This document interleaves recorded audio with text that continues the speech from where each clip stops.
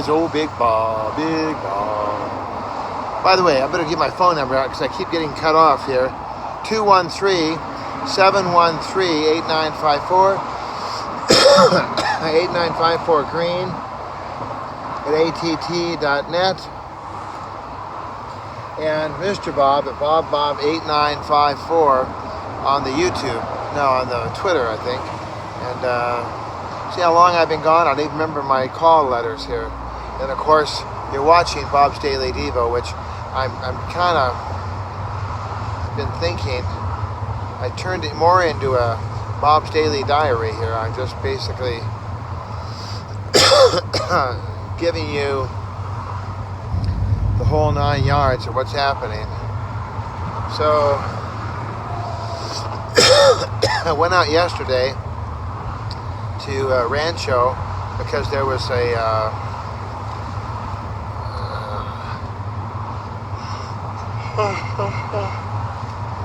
the Wahoos.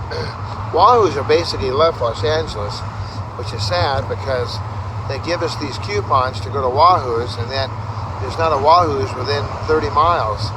And in LA traffic, 30 miles is like a lifetime.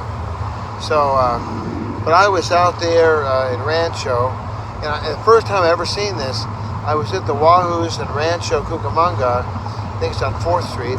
And in fact, I can give the exact address because I wrote it down here so I can remember it. It's, it's 4505 Chino Hill. Oh, that's Chino Hills. No, I was going to go to Chino Hills, but then I decided not to. I went ahead and went to the one in Rancho. I think it's on 4th Street, I'm pretty sure. So I got in there and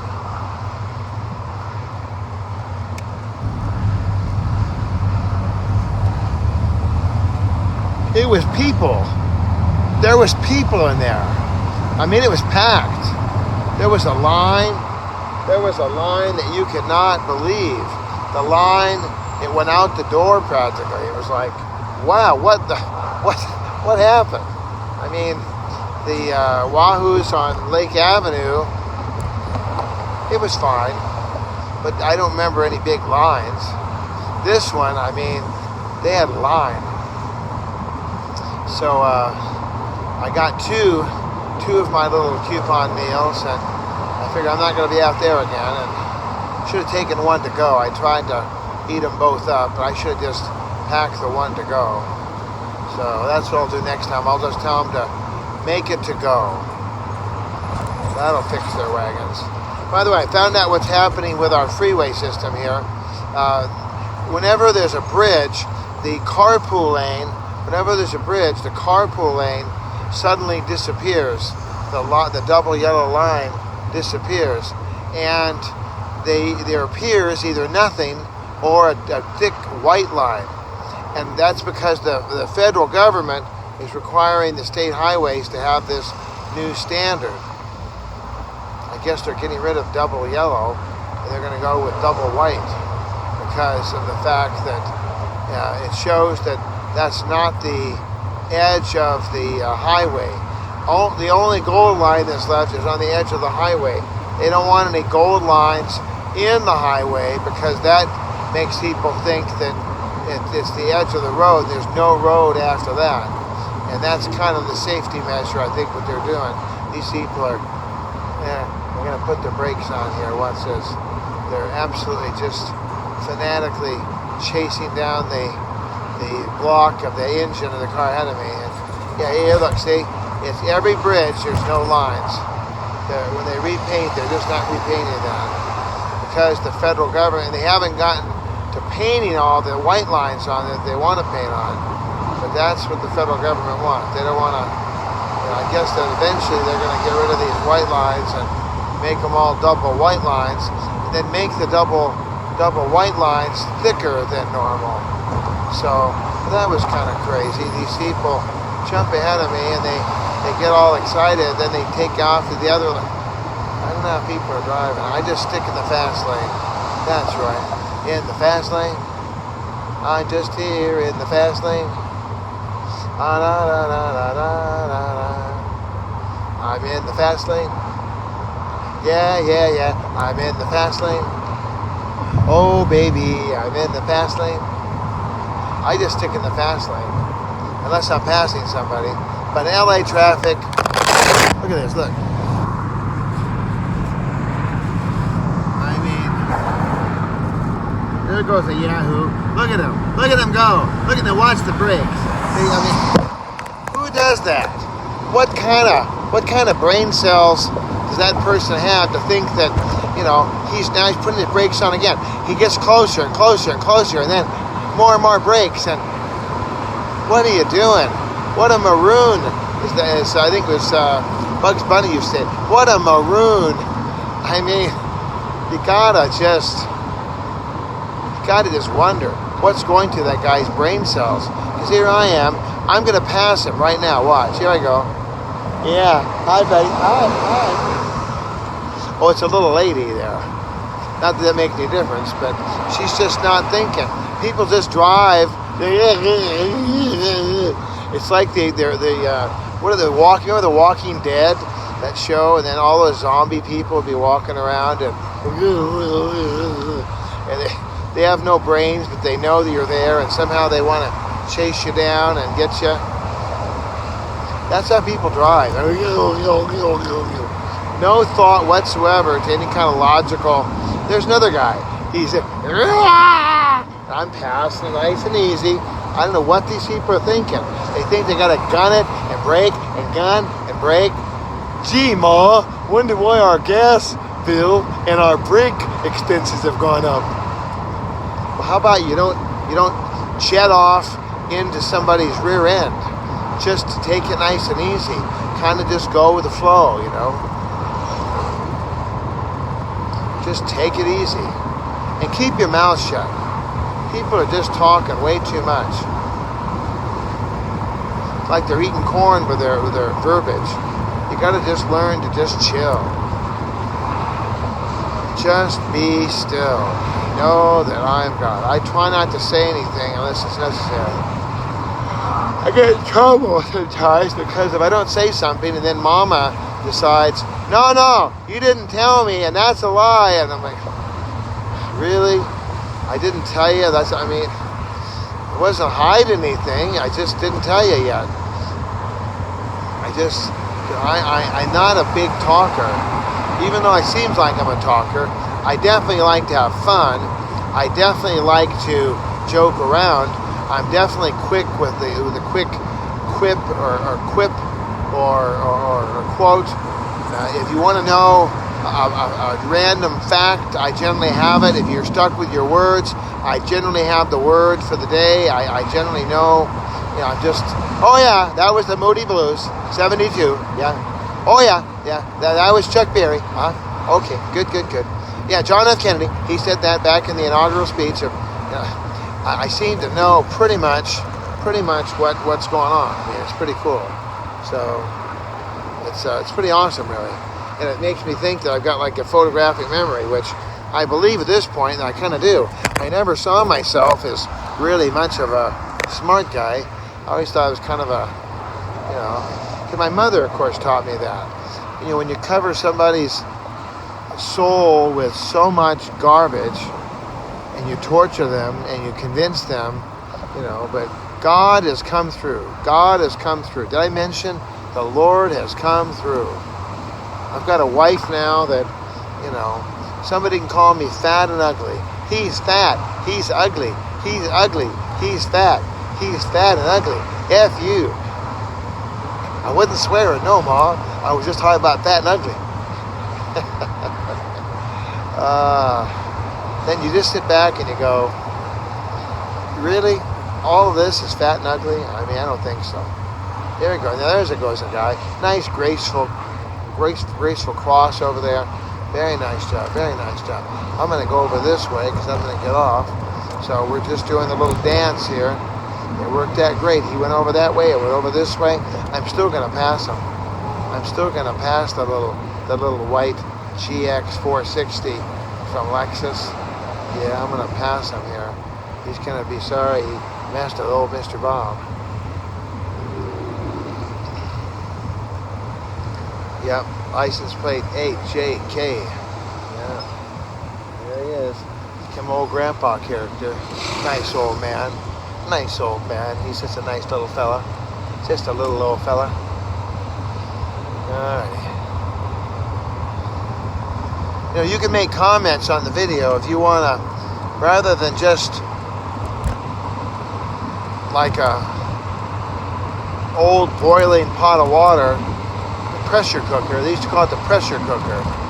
And back in the 30s and 40s, having a pressure cooker was considered the way to go. You'd stick in a whole chicken or side of beef or whatever it was you were cooking into this pressure cooker, and then it kept all the moisture inside and gave you all the flavor, and they had a little thing up on top to go like this. My grandmother was a famous pressure cooker.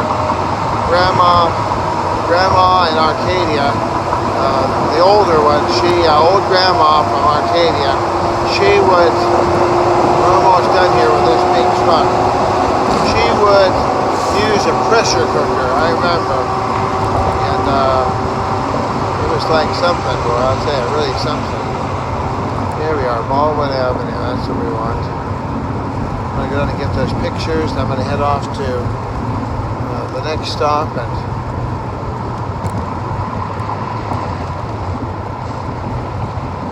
even though my life is pretty much in the potty at this point, in so many ways, in other ways, I've really gotten to where I've gotten everything down to kind of a science, and things are good. You know, even in the finances, I've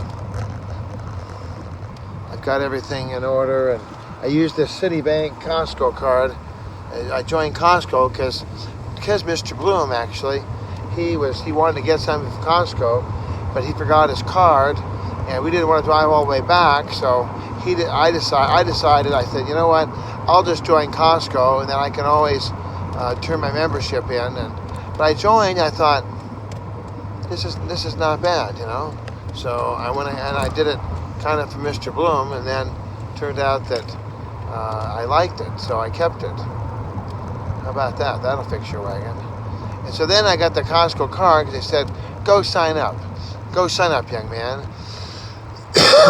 And it turned out that I get about $600 or $700 a year back, you know, so it more than pays for the card itself. I don't think costs anything, and if it pays for my membership with Costco, that's for darn sure.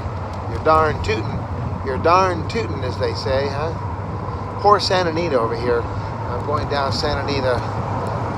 This is actually Baldwin Avenue, but Santa Anita's on my left, and the Arboretum's on the right, and it's just such a shame, all the horses that are dying. I talked to the mistress of the ranch out there in Thousand Oaks, and she doesn't know, but she believes that the horses are being injected with way too many chemicals, and it weakens their bones. So then when they when they go out and do things, they've got this bone structure, you know. Here's some of the horses, and they're going to head out. Some of these horses are heading out. Wonder if that's the horses from the one of those are the horses from that guy that was kicked out of the property. It makes sense. It makes sense. Yeah. Because there's a guy riding in the trailer. That's not good. I don't think he's supposed to ride in the trailer unless it's got a seatbelt. I guess it looks like it has a ladder on the back. Maybe it's supposed to be like a little motorhome. That's interesting. So, it's very, very, very sad.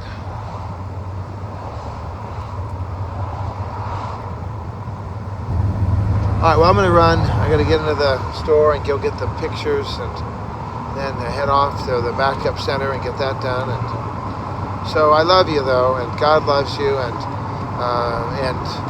keep praying. The countdown is on. The countdown is on. The countdown is on. 2 more months and I pay the $5,000, the ransom. I'm going to pay the $5,000 ransom. I mean, and then 6 months out, I'll get that signature. I'll get that John Hancock signature, and then I'll be a free man, finally. No more of the idiotic craziness of jackassism, the Holocaustal nihilism of life, the nightmare of nightmares, the